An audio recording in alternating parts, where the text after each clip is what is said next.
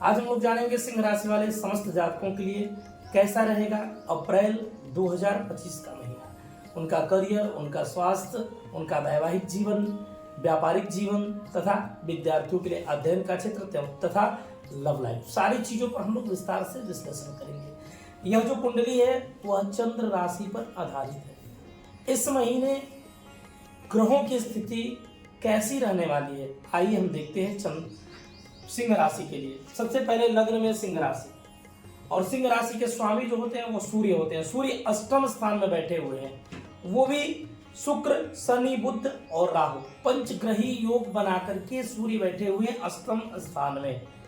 और बताया गया है कि 6, 8, 12 में कोई भी ग्रह यदि बैठता है तो अनिष्ट कारक हो जाता है, अपना फल देने में असमर्थ हो जाता है।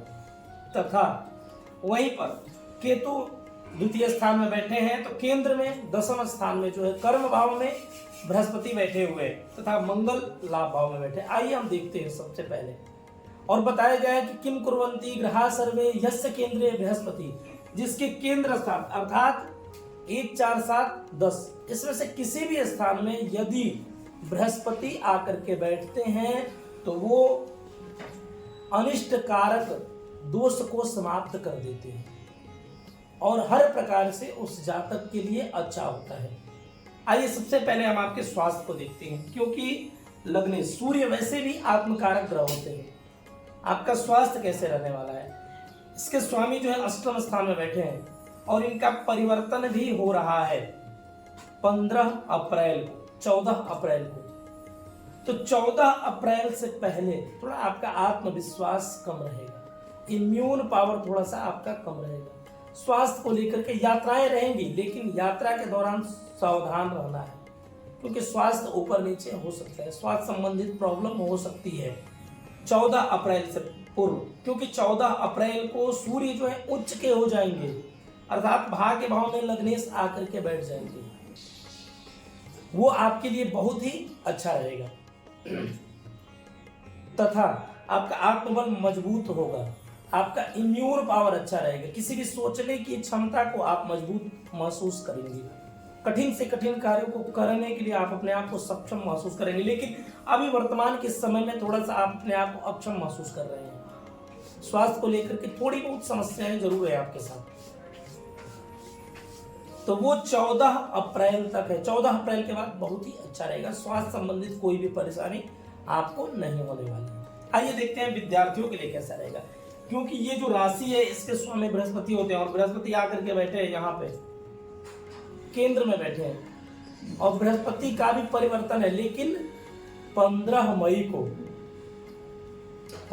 को बृहस्पति परिवर्तन कर जाएंगे, मिथुन राशि में चले जाएंगे।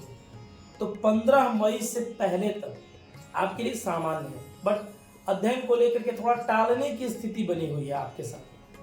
आज नहीं कल पढ़ लेंगे, कल नहीं परसों कर लेंगे, ये चीजें आपके साथ निरंतर बनी हुई है।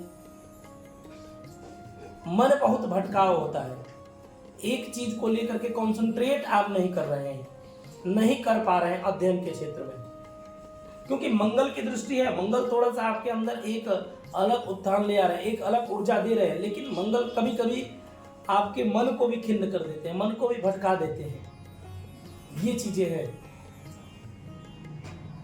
और वो जो है आपके साथ खास करके मंगल का भी परिवर्तन 5 के बाद हो जाएगा। मंगल यहाँ से परिवर्तन करके यहाँ पर आ जाएगा, तो किसी की भी दृष्टि नहीं रहेगी। तो अध्ययन को लेकर के थोड़ी बहुत उतार चढ़ाव की स्थिति इस महीने आपको बनी रहेगी, थोड़ा आपको कंसंट्रेट करना होगा अध्ययन के क्षेत्र में। आइए लव लाइफ देखते हैं, क्योंकि मंगल की दृष्टि है और मंगल और इसके स्वामी यहाँ पे है। पार्टनर के साथ उतार चढ़ाव की स्थिति आपकी रहेगी, लेकिन जैसे ही 14 अप्रैल बीतेगा तो अच्छी होने लगेगी। हो सकता है कि आपका पार्टनर, उसका ईगो थोड़ा सा हट हो, वो कुछ कहे तो लगे कि मैं जो बोल रहा हूं या मैं जो बोल रही हूं वही सत्य है, वही ठीक है, ये चीजें थोड़ा सा रहेगा। तो इसको आप तालमेल बना करके, कम्युनिकेशन बना करके आपको चलने की जरूरत है, नहीं तो प्रॉब्लम हो सकती है। बट 14 अप्रैल के बाद ये सारी समस्याएं समाप्त हो जाएगी। आइए देखते हैं पत्नी का भाव। ये सप्तम स्थान जो होता है पति या पत्नी का भाव होता है। इसके स्वामी जो होते हैं वो शनि है। शनि आकर के यहाँ पर बैठे हुए हैं। पत्नी का सहयोग तो पूर्ण आपको मिलेगा, इसमें संदेह नहीं है, लेकिन या पति का सहयोग आपको बहुत अच्छा मिलेगा, लेकिन किसी किसी बात को लेकर के फाइट्स भी होंगे, किसी बात को लेकर के झगड़े भी आपसी आप लोगों के होते रहेंगे, इसमें निसंदेह, नो डाउट, किसी भी प्रकार का कोई डाउट नहीं है। हाँ, थोड़ा स्वास्थ्य को लेकर के समस्याएं रहेंगी पति पत्नी को। पत्नी को जिनका विवाह हो गया उनको स्वास्थ्य को लेकर के थोड़ी बहुत समस्याएं हो सकती हैं, क्योंकि आयु भाव में बैठे हुए हैं शनि, वो भी नीच राजभंग योग बना करके बैठे हैं, श्रापित दोष के साथ बैठे हुए, क्योंकि राहु भी है, थोड़ी बहुत चीजें रहेंगी। अपने वाणी पर आपको कंट्रोल करना है, आपके शब्दों के द्वारा थोड़ा सा व्यवहार में परिवर्तन देखा जा सकता है। तथा व्यापार, जो लोग व्यापार कर रहे हैं, जो लोग अपने पार्टनर के साथ व्यापार मिलकर के करते हैं, उनको खास करके अपने पार्टनर के साथ थोड़ा सा तालमेल बना करके चलने की जरूरत है, क्योंकि वाणी के द्वारा कुछ ऐसे शब्द हो सकते हैं जिसके कारण आपका बना हुआ सब कार्य बिगड़ सकता है। आइए अब हम देखते हैं भाग्य भाव। इसके स्वामी जो है मंगल है, और मंगल आकर के व्यय भाव में 5 अप्रैल से बैठ जाएंगे। खर्चे बहुत ज्यादा होगा, हो सकता है कि नौकरी के लिए भी आप किसी को पैसे दे दें। ऐसी स्थिति में आपको बहुत सोच समझ करके पैसे देने हैं। नौकरी लगने के लिए यदि पैसे देने की स्थिति है तो बहुत समझदारी पूर्वक देना है, क्योंकि मंगल व्यय, भाग्येश मंगल व्यय भाव में जाकर के बैठेंगे। हो सकता है कि जमीन के भी लफड़े बढ़ जाए, घर के भी लफड़े बढ़ जाए, गाड़ी के भी लफड़े बढ़ जाए, और किसी को आप पैसे दें तो पैसे व्यय हो जाए, क्योंकि मंगल खर्चे कराएंगे, इसमें किसी भी प्रकार का कोई संदेह नहीं है। तो 5 तारीख के बाद यदि आपको नौकरी के लिए, गाड़ी के लिए, जमीन के लिए किसी को पैसे देने हो तो बहुत समझदारी पूर्वक देने हैं, बहुत सोच करके, बहुत ही विचार करके, जांच पड़ताल करने के बाद ही आप किसी को पैसे दें, नहीं तो वो पैसा आपका डूब सकता है। आइए हम देखते हैं कर्मेश की स्थिति। इसके स्वामी शुक्र होते हैं, और शुक्र अष्टम स्थान में बैठे हैं। कार्य करने की शैली अच्छी रहेगी आपकी, क्योंकि बृहस्पति यहाँ पर बैठे हैं। हाँ, कभी कभी कार्यों से आपका मन खीन हो जाएगा, लगेगा कि मैं अब नहीं करूंगा, मैं छोड़ता हूं इसको, लेकिन फिर भी बृहस्पति आपको कंट्रोल किए रहेंगे, कार्य करने की स्थिति अच्छी रहेगी। हाँ, लेकिन अगर पदोन्नति होना होगा तो वो अभी इस महीने नहीं दिख रहा है, किसी भी प्रकार से पदोन्नति का कोई चांस नहीं दिख रहा है। अपने अधिकारियों के द्वारा थोड़ा कम्युनिकेट करके चलना होगा आपको, क्योंकि परेशानी हो सकती है। और सबसे खास बात यह है कि आपकी राशि पर 29 मार्च के बाद से शनि का 7.5 ढैया प्रारंभ हो चुका है।